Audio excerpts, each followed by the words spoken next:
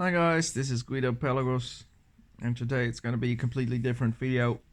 A video I didn't want to make, um, but since a lot of people of the channel have seen Little Buddy, I got some bad news.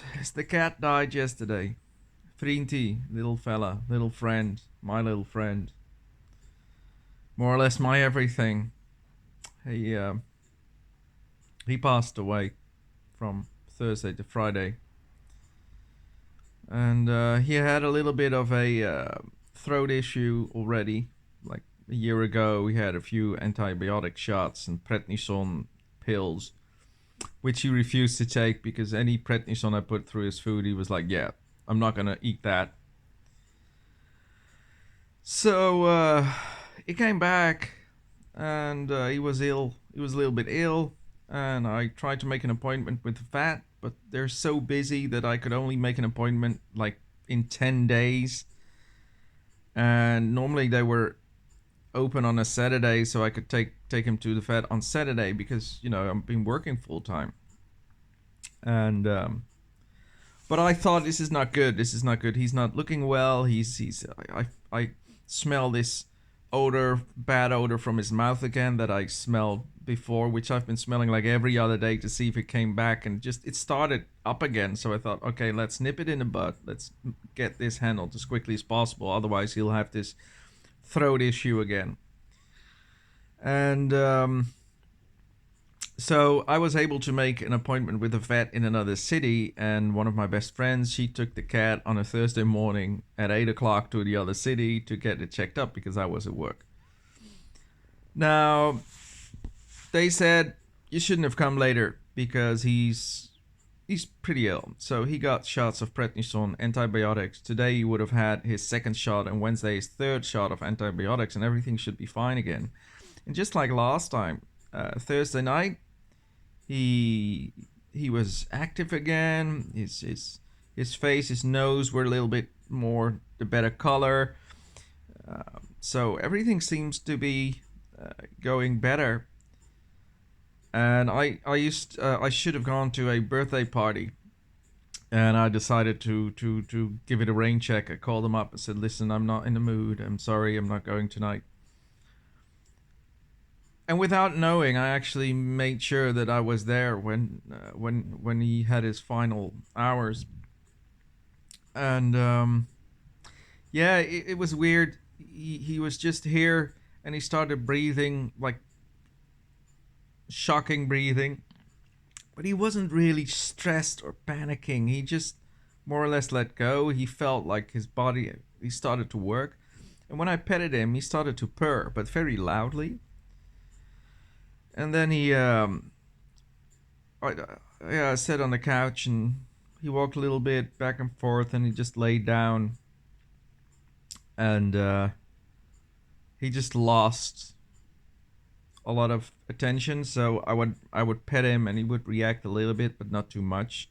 I would just slightly tap his nose, and normally I wasn't allowed to do that, or grab his paw a little bit.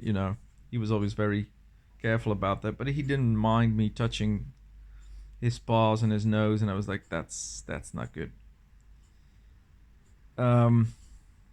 So long story short, I laid down with him for about an hour and a half, told him I loved him and that he was everything to me, and that we had such a great time together, and if he really wanted to go, he was free to do so, but if he could hang on till the morning.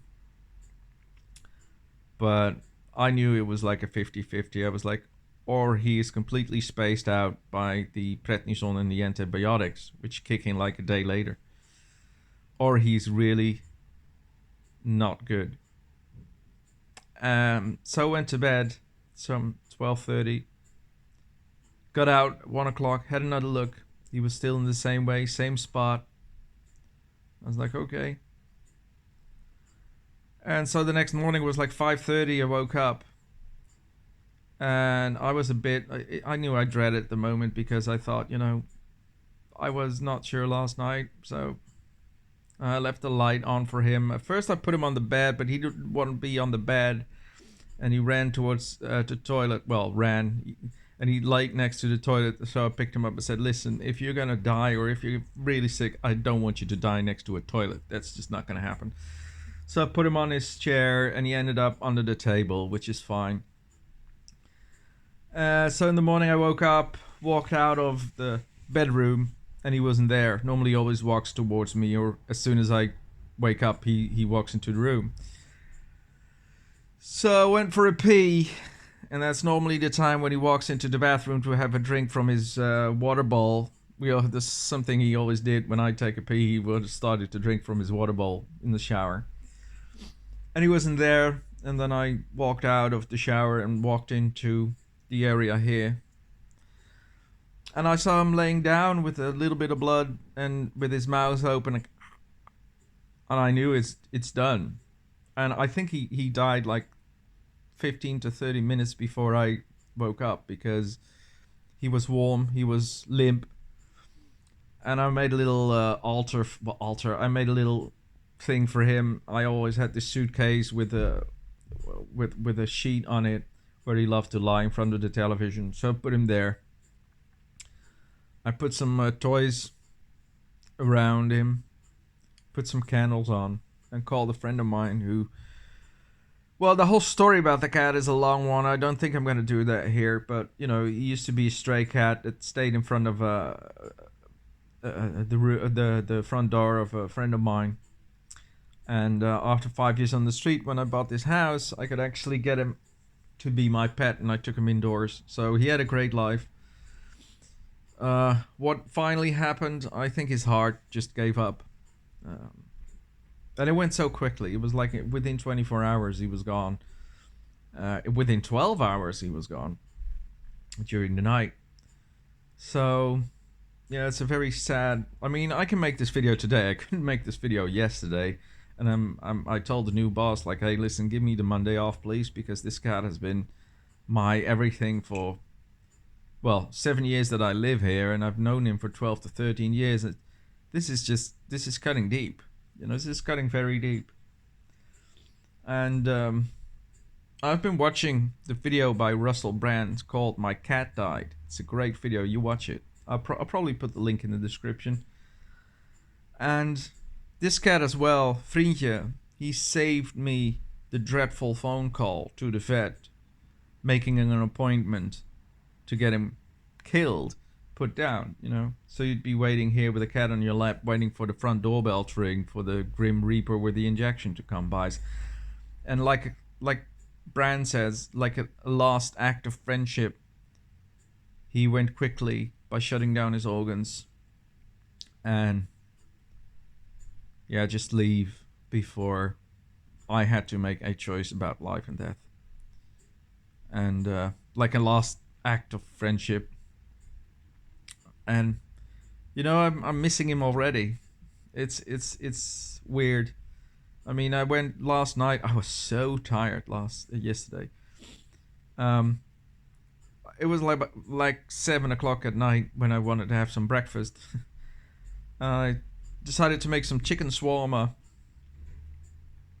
And the moment I put it in the pan and I was just making it, I was like, there's something missing. What's missing? And the thing that was missing was the cat. Because every time I was cooking something, the cat would be walking around my legs like, hey, you're cooking, I want some, I want some, I want some. And those are moments I can just spontaneously start crying. When I think of him, it's just behind the surface, right? So it might sound cool, but I'm really not at the moment. I'm not a wreck, but I definitely have moments that I need to sit down and just let it go. I'm not gonna wallow in sad stories, but when the emotions come, I let them come and deal with them and just continue. When you cry, it's out, and then you go on. So maybe it's gonna be a tribute video to him. I don't know. It's just very fresh yet. So Vriendje is no more. It is a big loss.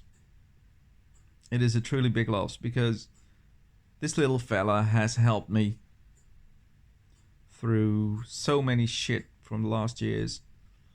A lot of shit that doesn't make the channel, uh, but nonetheless hurt you. And if there's a little buddy around, that he never scratched me, he never bit me. He was such a sweetheart. You can see him in some of the videos. He comes by and he always had this brilliant look in his eyes. And yeah, without sounding too dreamy now, I just want to let you know, I don't know when the next video will be. Probably this week or next week, I don't know. It's not the end of the channel, but if you know, like, oh, I haven't heard from him for a while, well, you know, just yesterday morning I found one of the things that meant most to me in life itself dead. So yeah, this is it's a hard thing if you have to bring away your pet when it's dead, let alone getting it put down. It just shows you how unimportant everything else is. The unconditional love you get from pets is unique. And in a sense, you can't really say what's worse, losing a loved one or losing a pet that you had for 13 years. The thing is, with people, you could actually say stuff. You can make amends, you can say that everything's fine or whatever. But with animals, you can just hold them and give them love. And talk to them, soothe them. But you can't tell them, like, you have to take your medicine, otherwise you'll die. Right? So if they decide not to take the medicine, you can only force feed them. And I've always said, you know, because the cat as well, when he went to the vet on Thursday, you know, they said as well, you know, he has to take the pills, or we can do this, and we can give him a shot like every month. But I think he knew when he went to the other city, to the other vet, that he was about to get another shot and maybe forfeit. I always said, listen, he's 13. I'm going to keep him with me as long as I can, but I want to have quality of life for him. And if for whatever reason he doesn't have quality of life anymore because I have to force feed him pills every day or whatever, I'm not going to do that. And I think he knew. So we took him to the vet. We did everything we could. And Friday night, he just suddenly started to get very weak. And it all went so quick. So yeah, it's been empty. It's really been empty. And it hurts like a motherfucker. But then again, we'll live, we'll survive. Okay, guys. So Vriendje is no more. The cat has died. Truly, truly sad occasion. And yeah, there's not much more I can say about it. Just that I'll miss him. I'll fucking miss him. Okay, guys. Chatty bye.